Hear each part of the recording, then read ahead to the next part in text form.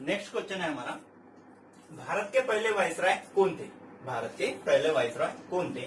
Lord Mayo थे, Lord Canning थे, Lord Ripon थे या लॉर्ड डफरिन थे? आपको आंसर आ गया होगा, डिस्क्रिप्शन में आंसर प्लीज कमेंट्स करके भेजिए। लॉर्ड कैनिंग यह भारत के पहले वायसराय थे और लॉर्ड कैनिंग यह भारत के सबसे लास्ट गवर्नर जनरल थे। लॉर्ड कैनिंग भारत के सबसे लास्ट गवर्नर जनरल थे और पहले भारत के वायसराय थे। भारत में वायसराय यह पद 1 नवंबर 1858 से निर्मित हुआ। 1 नवंबर 1858 से वायसराय यह पद भारत में निर्मित हुआ और उस कारणवश भारत के पहले वायसराय बने लॉर्ड कैनिंग, जो भारत के सबसे लास्ट नंबर के गवर्नर जनरल थे। हमारा पहला ऑप्शन है लॉर्ड मेयो। लॉर्ड मेयो का कार्यकाल 1869 से 72 तक था। 1869 से 72 तक लॉर्ड मेयो का कार्यकाल था और लॉर्ड मेयो के कार्यकाल में ही 1871 और 72 में भारत में पहली जनगणना हुई थी। भारत में पहली जनगणना किसके कार्यकाल में हुई थी? तो लॉर्ड मेयो के कार्यकाल में भारत में पहली जनगणना हुई थी। और भारत में जनगणना का कार्यकाल 10 वर्ष कब निश्चित हुआ था? तो लॉर्ड रिपन के कार्यकाल में भारत में जनगणना का जो काल है कार्यकाल 10 वर्ष लॉर्ड रिपन के कार्यकाल में निश्चित हुआ था। लॉर्ड रिपन का कार्यकाल जो है 1880 से 85 तक लॉर्ड रिपन का 1880 से 85 तक लॉर्ड रिपन भारत के वायसराय थे और उन्हें स्थानिक स्वराज्य संस्था का जनक भी कहा जाता है। लॉर्ड रिपन को स्थानिक स्वराज्य संस्था का जनक भी कहा जाता है, इसलिए लॉर्ड रिपन यहाँ पे महत्वपूर्ण व्यक्ति है कि स्थानिक स्वराज्य संस्था का जनक किसे कहा जाता है? तो लॉर्ड रिपन को स्थानिक स्वराज्य संस्था का जनक कहा जाता है। 10 वर्ष जो जनगणना का कार्यकाल है वो 10 वर्ष किसके कार्यकाल में निश्चित हुआ? तो लॉर्ड रिपन के कार्यकाल में वह निश्चित हुआ। उसके बाद है लॉर्ड डफरिन। लॉर्ड डफरिन का कार्यकाल था 1885 से 89 तक वो भारत के वायसराय थे। 1885 से 89 तक वो भारत के वायसराय थे और उनके ही कार्यकाल में 28 दिसंबर 1885 में भारतीय राष्ट्रीय कांग्रेस की स्थापना हुई थी। 28 दिसंबर 1885 में भारतीय राष्ट्रीय कांग्रेस की स्थापना हुई थी। तो यहाँ पे एक महत्वपूर्ण क्वेश्चन है कि भारतीय राष्ट्रीय कांग्रेस की स्थापना किस वायसराय के कार्यकाल में हुई थी? तो लॉर्ड डफरिन के कार्यकाल में भारतीय राष्ट्रीय कांग्रेस की यहाँ पे स्थापना हुई थी, जिसके पहले अध्यक्ष थे वेमेश चंद्र बैनर्जी। वेमेश चंद्र बैनर्जी। तो यह था लॉर्ड डफरिन के बारे में।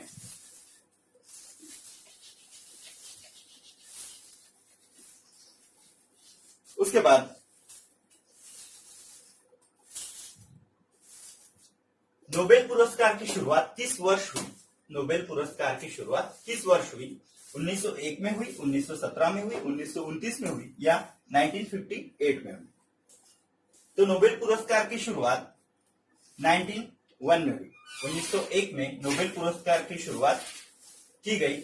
अल्फ्रेड नोबेल की स्मृति स्वरूप नोबेल पुरस्कार दिया जाता है और स्वीडन देश द्वारा नोबेल पुरस्कार दिया जाता है। स्वीडन देश द्वारा नोबेल पुरस्कार दिया जाता है। यहाँ पे नोबेल पुरस्कार 6 क्षेत्रों में दिया जाता है। उसमें शांति, साहित्य, रसायन शास्त्र, भौतिक शास्त्र, चिकित्सा और अर्थशास्त्र, यह 6 क्षेत्रों में नोबेल दिया जाता है। और जो शांति का नोबेल है वो ओस्लो जो नॉर्वे में स्थित है वहां से शांति का नोबेल दिया जाता है और बाकी सभी नोबेल यह स्वीडन से दिए जाते हैं। और नोबेल पुरस्कार का वितरण हर वर्ष 10 दिसंबर को किया जाता है। हर वर्ष 10 दिसंबर को नोबेल पुरस्कार का वितरण किया जाता है, यह 6 क्षेत्रों में। इसमें पहले 5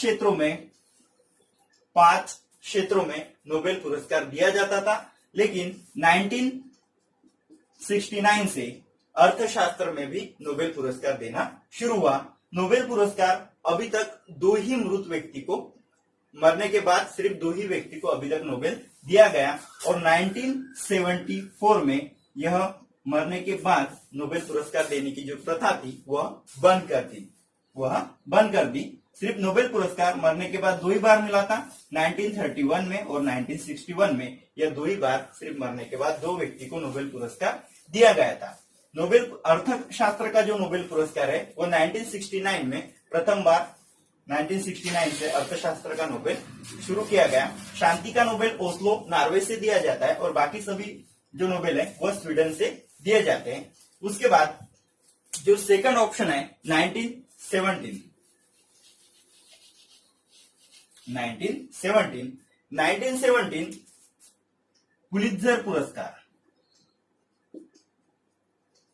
पुलित्जर पुरस्कार की शुरुआत 1917 में की गई और यह पुरस्कार पत्रकारिता के क्षेत्र में दिया जाता है और यह पुरस्कार अमेरिका द्वारा दिया जाता है। पत्रकारिता के क्षेत्र में अमेरिका द्वारा पुलित्जर पुरस्कार जो 1917 में शुरू हुआ, अमेरिका द्वारा यह दिया जाता है। उसके बाद 1929 में ऑस्कर पुरस्कार की शुरुआत हुई।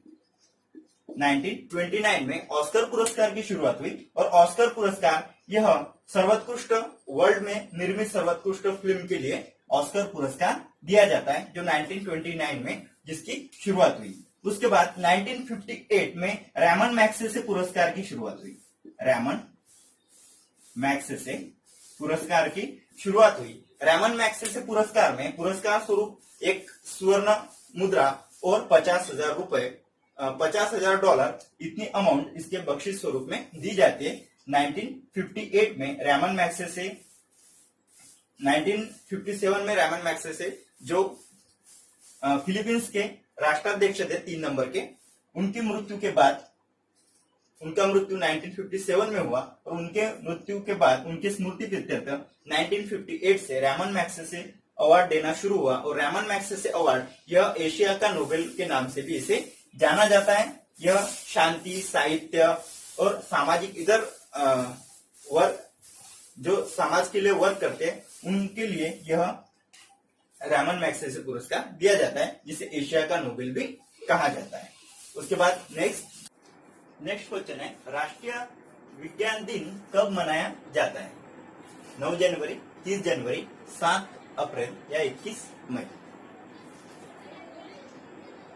तो आपका ऑप्शन है 30 जनवरी। राइट आंसर है 30 जनवरी। राष्ट्रीय विज्ञान दिन 30 जनवरी को मनाया जाता है। 9 जनवरी को भारतीय प्रवासी दिन मनाया जाता है, जिस दिन 9 जनवरी 1915 को महात्मा गांधी भारत वापस आए थे। उसी दिन से 9 जनवरी यह भारतीय प्रवासी दिन के नाम पे सेलिब्रेट किया जाता है। 7 अप्रैल विश्व स्वास्थ्य दिन के नाम से मनाया जाता है। विश्व स्वास्थ्य दिन, यह दिन आपको याद में रखना जरूरी है। जितने महत्वपूर्ण दिन विशेष है उतना याद में रखना जरूरी है। 21 मई आतंकवाद विरोधी दिन। आतंकवाद विरोधी दिन। अप्रैल और मई के जितने भी दिन विशेष है वो आपको याद रखना जरूरी है, क्योंकि अभी रजिस्ट्रेशन मई में स्टार्ट हुआ, इसलिए मई महीने की और अप्रैल महीने की जानकारी रखना आपको महत्वपूर्ण है। 21 मई आतंकवाद विरोधी दिन के नाम से मनाया जाता है। WHO का मुख्यालय कहाँ स्थित है? वॉशिंगटन डीसी में स्थित है, पेरिस फ्रांस में स्थित है, जेनेवा स्विट्जरलैंड में स्थित है या हेग नीदरलैंड में स्थित है? तो WHO का मुख्यालय पेरिस फ्रांस में स्थित, सॉरी WHO का मुख्यालय जेनेवा स्विट्जरलैंड में स्थित है। जेनेवा स्विट्जरलैंड में WHO का मुख्यालय स्थित है। वॉशिंगटन डीसी में अंतरराष्ट्रीय बैंक, अंतरराष्ट्रीय श्रम संगठन का मुख्यालय वॉशिंगटन डीसी में स्थित है। पेरिस में यूनेस्को का मुख्यालय स्थित है। पेरिस में यूनेस्को का मुख्यालय स्थित है और अंतरराष्ट्रीय न्यायालय का मुख्यालय हेग नीदरलैंड में स्थित है। यह वॉशिंगटन डीसी, पेरिस और जेनेवा में जितने भी मुख्यालय आते हैं वो आपको याद रखना जरूरी है। अभी मैं आपको जेनेवा में जितने मुख्यालय आते हैं वो सभी बताऊंगा। Geneva Switzerland. नेक्स्ट क्वेश्चन है, कृष्णा नदी का उगम स्थल कौन सा है? नासिक, महाबलेश्वर, मुल्ताई या मानसरोवर? आपका आंसर है महाबलेश्वर, जो महाराष्ट्र में स्थित है, जिसे जहां से कृष्णा नदी का उगम होता है। और नासिक, यह यहाँ पे जो त्र्यंबकेश्वर, जो भारत के 12 ज्योतिर्लिंगों में से एक ज्योतिर्लिंग जहाँ नासिक में है, वहां से गोदावरी नदी का उगम स्थल है, गोदावरी। उसके बाद मुल्ताई, यह एमपी में स्थित है, यहाँ से तापी नदी का उगम स्थल है। और मानसरोवर, मानसरोवर यह यहाँ से सिंधु नदी का उगम स्थल, सिंधु और ब्रह्मपुत्र, सिंधु और ब्रह्मपुत्र नदी का उगम स्थल मानसरोवर। सिंधु नदी, जिसकी 5 उपनदियां हैं,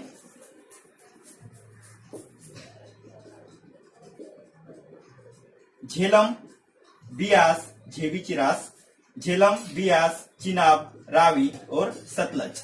झेलम, बियास, चिनाब, रावी और सतलज, यह सिंधु नदी की 5 उपनदियां हैं। और सिंधु नदी का उगम स्थल है मानसरोवर, सिंधु नदी का उगम स्थल है मानसरोवर। तितली, यह तूफान किस राज्य में आया था? तितली, यह तूफान किस राज्य में आया था? तमिलनाडु, उड़ीसा, महाराष्ट्र या केरल? तो तितली, यह तूफान उड़ीसा इस राज्य में आया था। तितली, यह तूफान उड़ीसा राज्य में आया था। और तमिलनाडु में गाजा, यह तूफान आया था। तमिलनाडु में गाजा, यह तूफान आया था। और उड़ीसा में तितली, यह तूफान आया था। महाराष्ट्र में चिंचोटी जलप्रपात, चिंचोटी जलप्रपात हुआ था। महाराष्ट्र में चिंचोटी जलप्रपात हुआ था। तो इस प्रकार यह 10 महत्वपूर्ण क्वेश्चन है, जहां से आपको एक ना एक क्वेश्चन या तो रजिस्ट्रेशन में, या तो फोन पे, या तो ऑडिशन में पूछे जा सकते हैं। इसीलिए यह क्वेश्चन आपके लिए बहुत महत्वपूर्ण है। ओके दोस्तों, ऑल द बेस्ट।